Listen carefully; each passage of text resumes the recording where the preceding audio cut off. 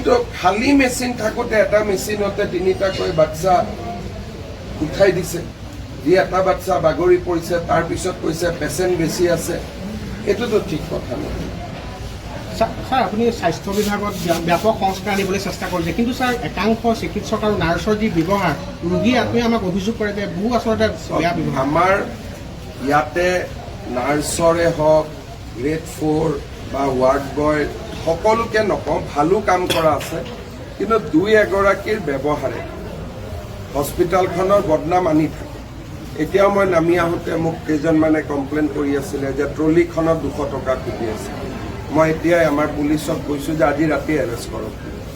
গতিকে অকণমান শাসনৰ প্ৰয়োজন থাকে, আৰু মই ভাবোঁ যে প্ৰিন্সিপাল কৰ্তৃপক্ষ যথেষ্ট কঠোৰ হ'ব লাগে। কোনোবাক যদি খবৰ পায় অমুক নাৰ্ছে বেয়া ব্যৱহাৰ কৰিছে, দূৰত ট্ৰেন্সফাৰ কৰি দিলে লেঠাটো মৰি যায়, কোনোতো যাব নোখোজে, নিজে নিজে ঠিক হ'ব। গতিকে পাব্লিকৰ কমপ্লেইন শুনাৰ সাহসটো থাকিব লাগে। আগতে মই প্ৰায়ে আহিছিলোঁ, শুনিছিলোঁ, কৰিছিলোঁ।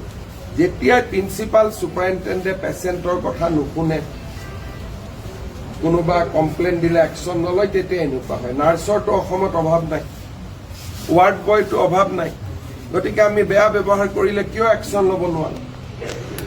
গতিকে মই আকৌ আহিম আজিৰ ঘটনাত।